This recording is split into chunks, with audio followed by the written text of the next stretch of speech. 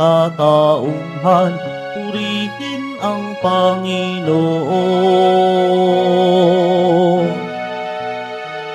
Papuri sa kaitaasan, siya'y papurihan, Diyos ng lahat. O papuri sa kaitaasan, siya'y papurihan, ngayon at magpakailanman.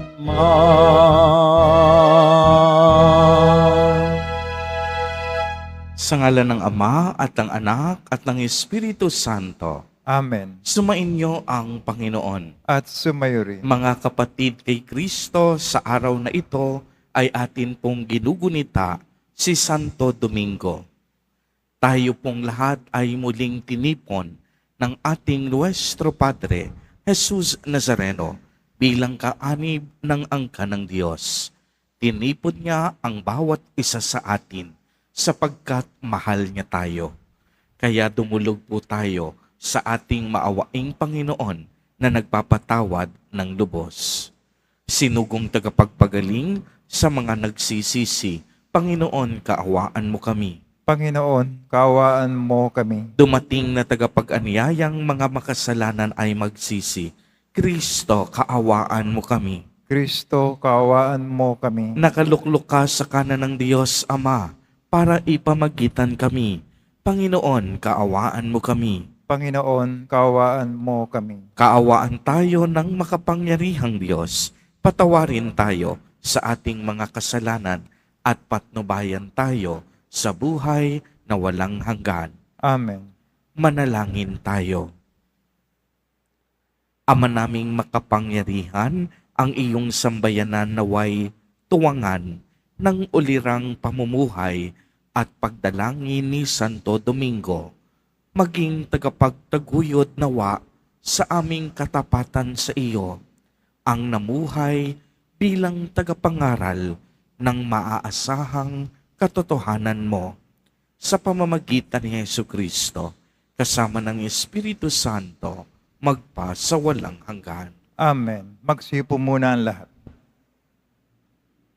Pagbasa mula sa aklat ni Propeta Jeremias. Noong panahong iyon, sinasabi ng Panginoon, sa araw na iyon, ako'y magiging Diyos ng buong Israel, at magiging bayan ko sila. Sinasabi pa ng Panginoon, ang mga nakaligtas sa patayan ay kinaawaan ko naman sa ilang. Nang ang Israel ay naghahanap ng kapahingahan, napakita ako sa kanila mula sa malayo. Sa simula pa'y inibig ko na sila at patuloy kong ipinagmamalasakit. Muli kitang itatayo, marilag na Israel. Hahawakan mo uli ang iyong mga pandereta at masaya kang makikisayaw. Muli kang magtatanim ng ubas sa mga burol ng Samaria. Magtatanim ang mga manananim at magpapasasa sa ibubungan niyon.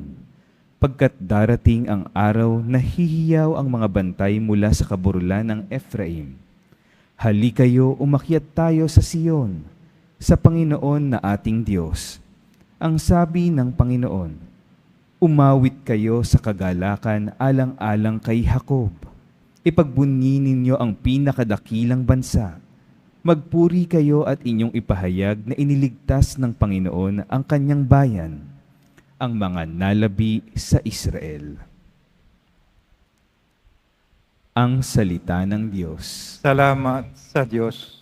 Pumapatnubay na Diyos ay pastol na kumukupkop.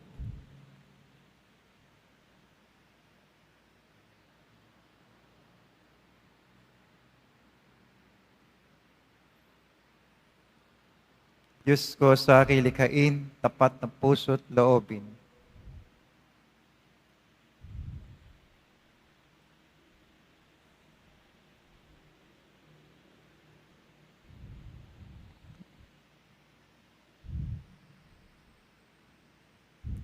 Mga bansa, pakinggan ninyo ang sabi ng poon at ipahayag ninyo sa malalayong lupain. Pinapangalat ko ang mga anak ni Israel, ngunit sila'y muli kong titipunin at aalagaan, gaya ng pagbabantay ng isang pastol sa kanyang mga tupa. Diyos ko sa kilikhain, tapat na puso't loobin. Sapagkat tinubos ng puon si Jacob at pinalaya sa kapangyarihan ng kaaway na lubhang makapangyarihan at malakas, aakyat silang nagsisigawan sa tuwa patungo sa bundok ng Sion, tigib ng kaligayahan dahil sa mga pagpapala ng poon. Diyos ko sa kilikhain, tapat na puso't loobin. Hindi mo nanais ang mga paghandog, sa haing sinunog di ka nalulugod. Ang handog ko, O Diyos na karapat-dapat, ay ang pakumbabat pusong mapagtapat. Diyos ko sa kilikhain, tapat na puso't loobin. Tumayo na po ang lahat.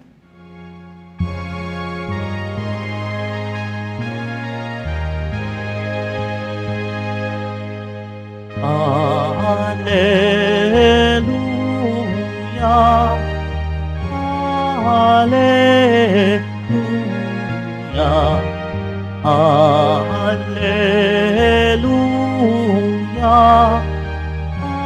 Alleluia.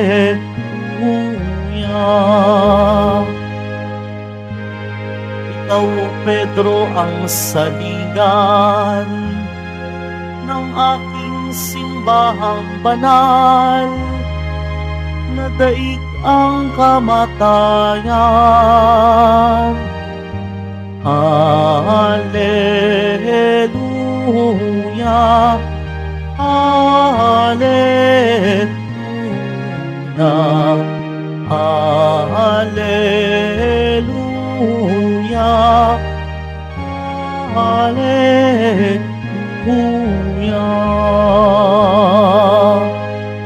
Sumainyo ang Panginoon. At sumayo rin. Ang mabuting balita ng Panginoon ayon kay San Mateo. Papuri sa iyo, Panginoon. Noong panahong iyon, nang dumating si Jesus sa lupain ng Cesarea ng Filipos, tinanong niya ang kaniyang mga alagad, sino raw ang anak ng tao? Ayon sa mga tao. At sumagot sila, ang sabi po ng ilan ay si Juan Bautista kayo. Sabi naman ng iba, si Elias kayo. At may nagsasabi pang, si Jeremias kayo o isa sa mga propeta. Kayo naman, ano ang sabi ninyo? Sino ako? Tanong niya sa kanila. Sumagot si Simon Pedro, kayo po ang Kristo, ang anak ng Diyos na buhay. Sinabi sa kanya ni Jesus, mapalad ka, Simon na anak ni Jonas, sapagkat ang katotohanan ito'y hindi inihayag sa iyo ng sinumang tao, kung hindi ang amang nasa langit. At sinasabi ko naman sa iyo, ikaw ay Pedro, at sa ibabaw ng batong ito ay itatayo ko ang aking simbahan, at hindi makakapanaig sa kanya kahit ang kapangyarihan ng kamatayan. Ibibigay ko sa iyo ang mga susi ng kaharian ng langit. Ang ipagbawal mo sa lupa ay ipagbabawal sa langit, at ang ipahintulot mo sa lupa ay ipinahihintulot sa langit. At mahigpit niyang tinagubilinan ang kaniyang mga alagad na huwag sasabihin na siya ang Kristo. Mula noon ay ipinaalam na ni Jesus sa kaniyang mga alagad na dapat siyang magtungo sa Jerusalem at magbata ng maraming hirap sa kamay ng matatanda ng bayan at ng punong saserdote at ng mga eskriba, at kanilang ipapapatay siya. Ngunit sa ikatlong araw, siya'y muling mabubuhay. Niyaya niya si Pedro sa isang tabi at pinagsabihan ng ganito, Panginoon, huwag namang itulot ng Diyos. Hindi po dapat mangyari ito sa inyo.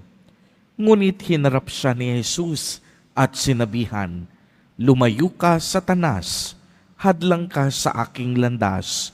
Ang iniisip mo ay hindi sa Diyos, kung hindi sa tao. ang mabuting balita ng Panginoon. Pinupuri ka namin, Panginoong Hesukristo. Magsipo muna ang lahat. Magandang umaga po sa inyong lahat, mga kapatid kay Kristo. Sa lahat po ng ating mga taga-subaybay sa iba't ibang online platforms at sa lahat ng ating mga kadiboto sa iba't ibang panig ng Pilipinas at maging sa buong mundo kung saan tayo ay naaabot ngayon ng ating live streaming. Mapayapang umaga din po sa inyong lahat. Purihin at dakilain natin ang ating Panginoon, ang mahal na poong Jesus Nazareno. Napakaganda po ng ating ebanghelyo sa araw na ito. Narinig po natin na tinanong ni Jesus Nazareno ang kaniyang mga alagad kung sino at ano ang pagkakakilala ng mga tao sa kanya. May mga nagsabi dang si Jesus Nazareno daw, si Juan Bautista. Yung iba naman, sinasabing siya ay si Elias. At ang iba naman, sinasabing nabuhay ang isa sa mga propeta. Subalit, tanging si Simon Pedro ang nakabatid ng katotohanan na siya ay Panginoon at sinabi niyang si Jesus Nazareno ang Mesiyas ng Diyos. Kaya nga po mahalaga po na may wasto tayong pagkaunawa at pananampalataya kay Jesus Nazareno bilang ating Mesiyas, bilang pinili at hinirang, at bilang anak ng Diyos. Nakilala ni Pedro ang mahal na poong Jesus Nazareno bilang tunay na Mesiyas at manunubos, hindi dahil magaling siya, hindi dahil matalino siya, hindi dahil sa sarili niyang lakas, kung hindi dahil may puso siyang laging nakikinig at pusong laging handang sumunod sa kalooban ng Diyos. Kaya nga sinabi ni Jesus Nazareno na ang naghayag ng katotohanan ito ay mismong ang Diyos Ama. Kaya nga magandang itanong natin sa umagang ito, kung kilala ba talaga natin si Jesus o kilala lang natin ang tungkol sa Kanya. Magkaiba pong sabihin, kilala ko si Jesus at kilala ko ang tungkol kay Jesus. Kapag sinabi po natin kilala o alam ko ang tungkol kay Jesus, ang pagkakakilala natin sa Kanya ay hanggang sa isip at kamalayan lang natin. Maaaring eksperto ka sa pagkakakilanlan kay Jesus dahil siya'y iyong napag-aralan sa Biblia. Nabasa mo ang tungkol sa Kanya sa pamamagitan ng mga libro at katisismo ng simbahan. Maaaring nakilala mo siya sa pamamagitan ng pagteteolohiya at masusing pag-aaral ng kaniyang buhay. Ngunit sa bandang huli ay kilala mo lamang ang tungkol kay Jesus at ito ay nananatili sa isip mo lamang. Iba naman po ang sabihing, kilala ko si Jesus bilang aking Panginoon, tagapagligtas, manunubos at kaibigan. Dito, ang ibig sabihin ng pagkakakilanlan mo kay Jesus ay dahil sa iyong karanasan at pakikipag-ugnayan sa Kanya. Nakilala mo si Jesus Nazareno sa pamamagitan ng iyong kaisipan at nararamdaman. Kung nakilala mo si Jesus bilang tunay mong Panginoon at tagapagligtas, nararapat lamang maisabuhay mo ang pagkakakilala sa Kanya.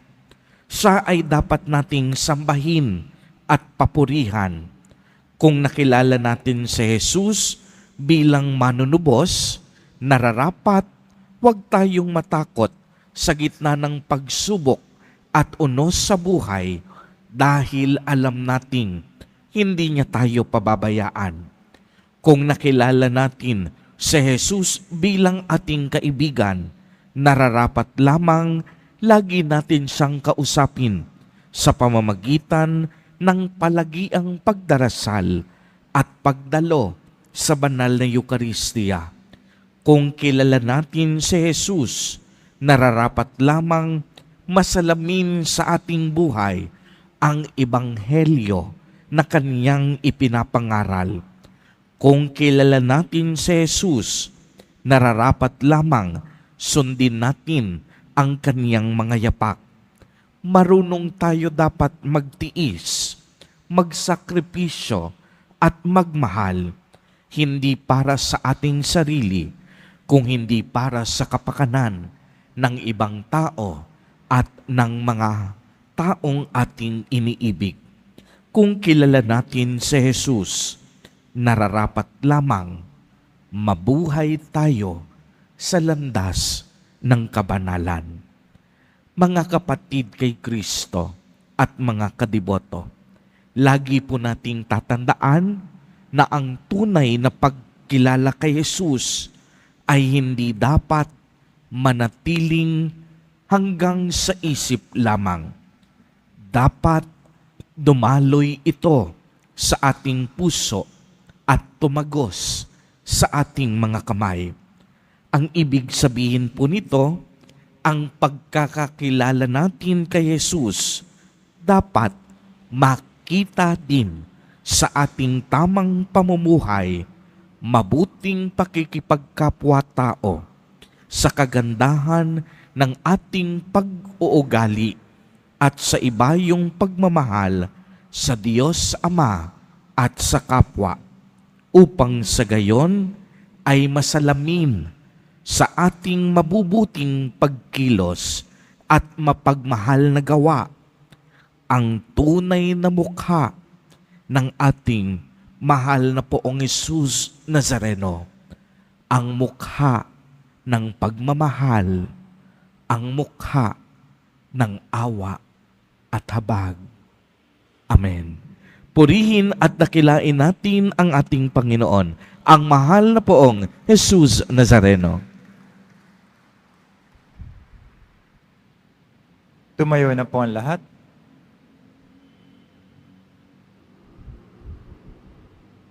Minamahal kong mga kapatid, habang atin pong pinagninilayan ang simulain ng ating simbahan, manalangin tayo ng may bukas sa puso sa ating Diyos Ama para sa sarili nating pangangailangan at ang pangangailangan ng sandaigdigan.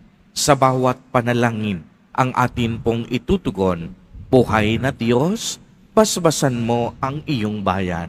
Buhay na Diyos, basbasan mo ang iyong bayan. Ang mahal na Papa, ang tagapagmana ng tungkulin ni San Pedro, naway gamitin ng matalino at ayon sa kalooban ng Diyos ang kapangyarihan ng susing ipinagkaloob sa Kanya. Manalangin tayo. Buhay na Diyos, basbasan mo ang iyong bayan. Sa mga may tungkulin na pamumuno sa mga lipunan, naway hindi manaig ang kapangyarihan ng kasamaan. Manalangin tayo. Buhay na Diyos, basbasan mo ang iyong bayan. Sa paningin ng mga sumasampalataya, naway hindi mawala si Kristo na kanilang panulukang bato at pundasyon ng buhay. Manalangin tayo. Buhay na Diyos, basbasan mo ang iyong bayan. Ang mga may sakit at mga matatanda, naway maalalayan at matulungan ng kanilang mga kapamilya at kaibigan. Manalangin tayo. Buhay na Diyos, basbasan mo ang iyong bayan. Ang mga namayapa na sa buhay, na ito naway magkatagpo ng kapahingahan sa kaharian ng Diyos. Manalangin tayo. Buhay na Diyos, basbasan mo ang iyong bayan. Isama po natin sa ating mga panalangin sa mga sandaling ito ang mga kapatid at kadiboto natin na nagdiriwang ng kanilang kaarawan sa araw na ito. ang mga mag-asawang nagdiriwang ng anibersaryo ng kanilang mga kasal, ang mga kapamilya at kamag-anak nating may malubhang sakit at karamdaman, gayon din ang mga pamilyang nagugutom at walang makain. Naway ingatan, patnubayan, at basbasan silang lagi ni Jesus Nazareno. Manalangin tayo. Buhay na Diyos, basbasan mo ang iyong bayan. Amang pinagmumula ng lahat ng karunungan, ipinagkatiwala ng iyong anak ang kaniyang kapangyarihan sa simbahan. Habang iniaalay namin ang aming mga panalangin, tulungan mo kaming maging ganap ang iyong kalooban sa amin. Hinihiling namin ito sa pamamagitan ni Kristo na aming Panginoon. Amen. Magsiupo muna ang lahat.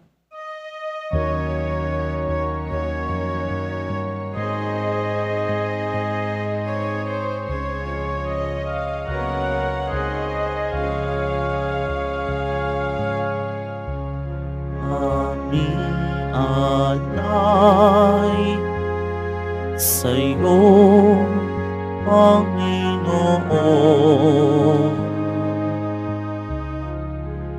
Ang tinapay at alak na iyong kaloob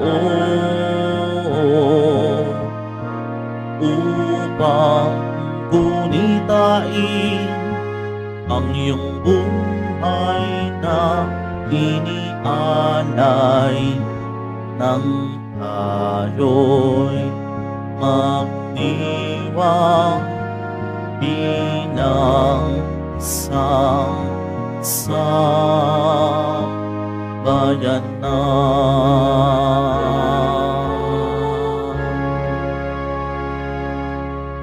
Tumayo na po ang lahat.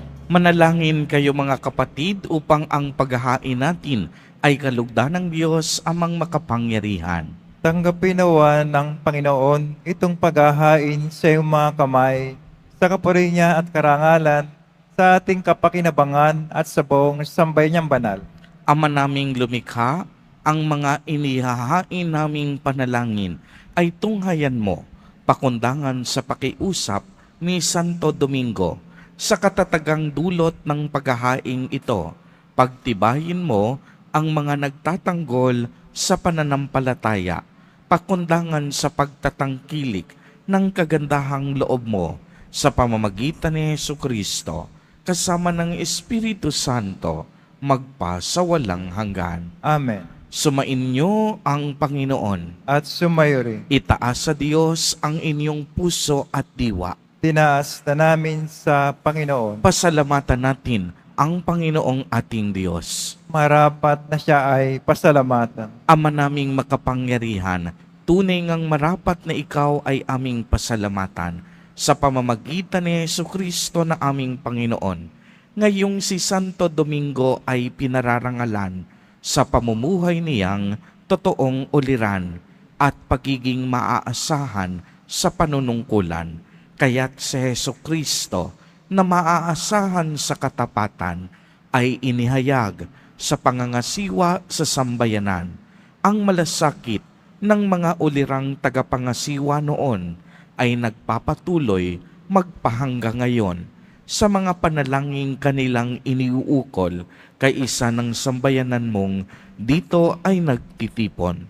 Kaya kaisa ng mga anghel na nagsisiawit ng papuri sa iyo, nang walang humpay sa kalangitan, kami nagbubunyi sa iyong kadakilaan.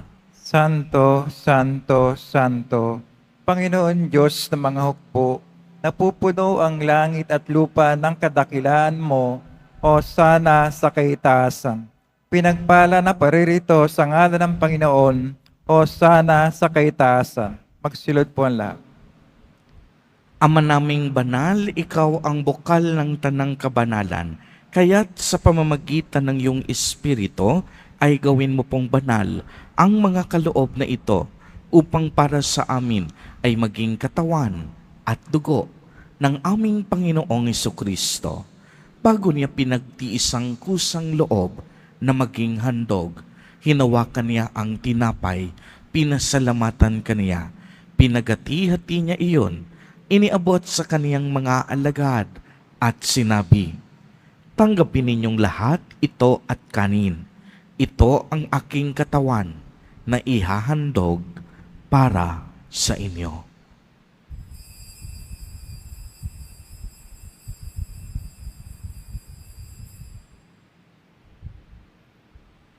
Gayon din naman noong matapos ang hapunan, hinawakan niya ang kalis, muli kanyang pinasalamatan. Iniabot niya ang kalis sa kaniyang mga alagad at sinabi, "Tanggapin ninyong lahat ito at inumin. Ito ang kalis ng aking dugo, ng bago at walang hanggang tipan, ang aking dugo na ibubuhos para sa inyo at para sa lahat sa ikapagpapatawad ng mga kasalanan.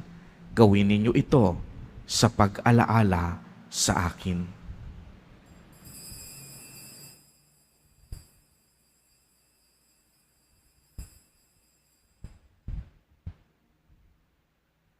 Tumayo na po ang lahat.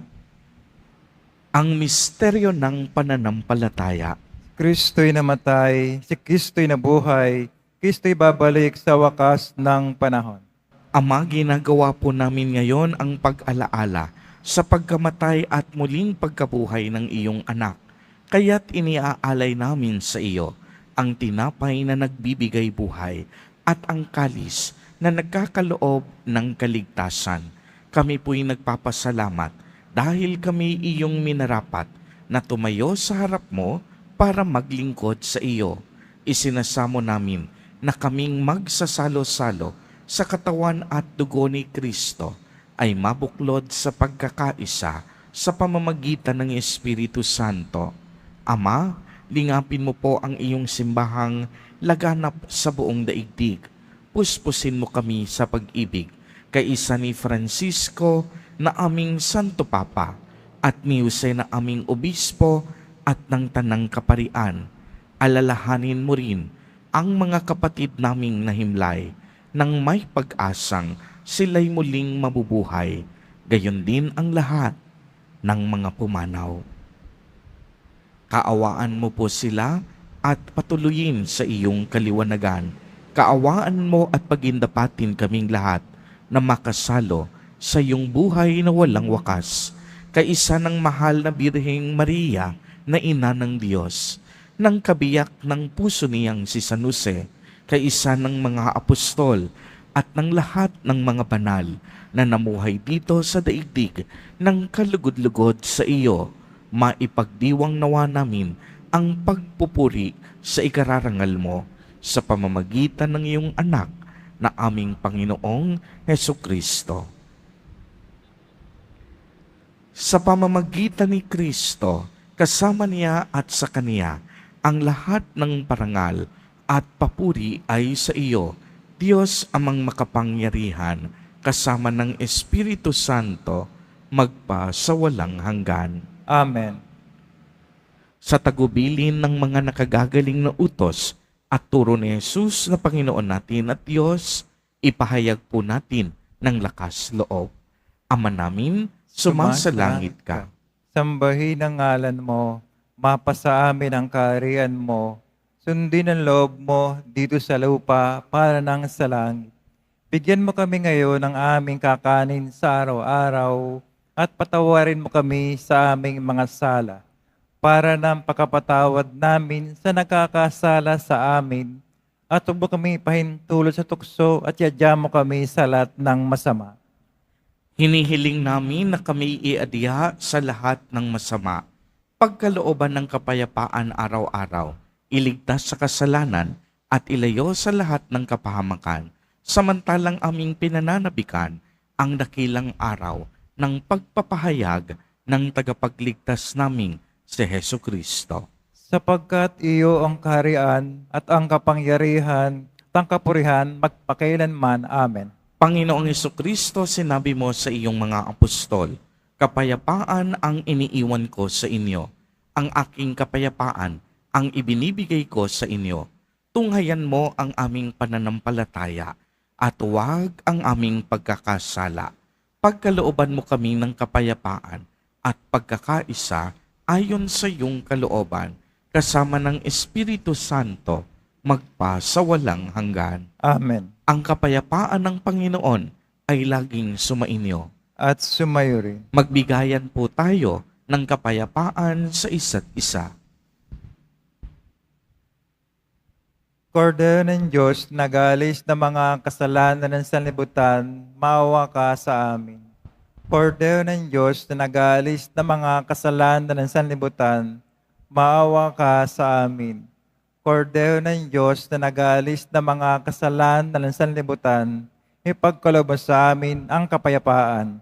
Magsilod po ang lahat.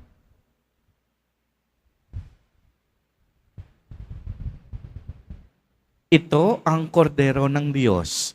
Ito ang nag-aalis ng mga kasalanan ng sanlibutan. Mapalad ang mga inaanyayahan sa kaniyang piging.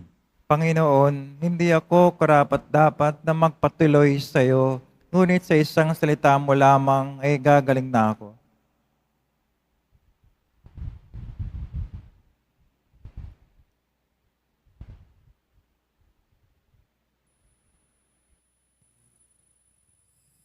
Para sa lahat ng tatanggap ng banal na komunyon, sasagot po tayo ng Amen, pagkasabi ng pare o ng lay minister ng katawan ni Kristo at isubog sa bibig bago umalis sa harapan ng pare o lay minister. Sumunod po tayo.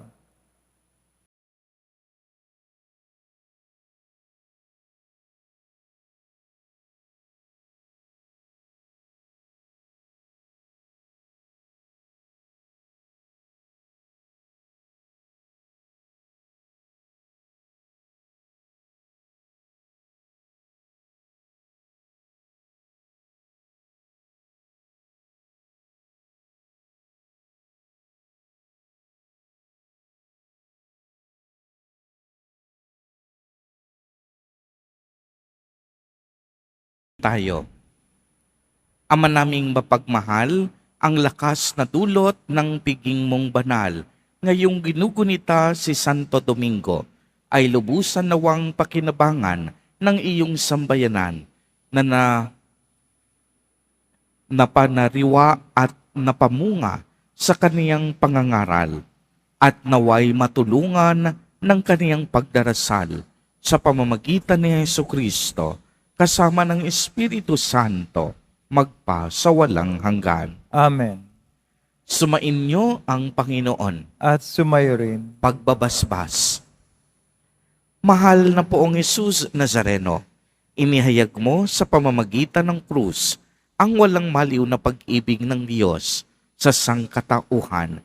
Pakinggan mo ang kahilingan ng iyong angkan na nagsusumamo sa iyo.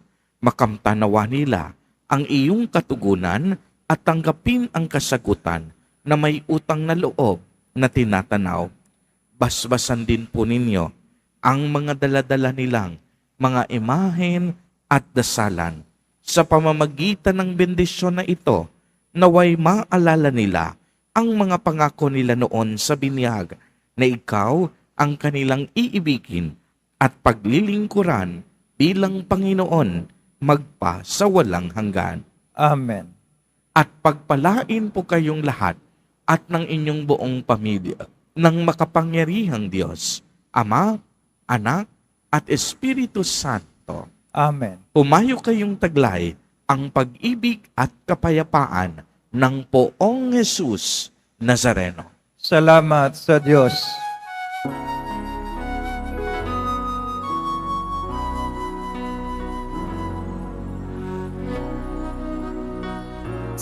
Nazareno, sinasamba ka namin, pinipintungo ka namin, aral mo ang aming buhay at kaligtasan. Cristo Padre Jesus Nazareno, iligtas mo kami sa kasalanan. Ang krus mong pinamatayan ay sagisag ng aming kaligtasan. Nuestro Padre Jesus Nazareno, inarangal ka namin. Nuestro Padre Jesus Nazareno, nilulwalhati ka namin. Nuestro Padre Jesus Nazareno, dinarangal ka namin.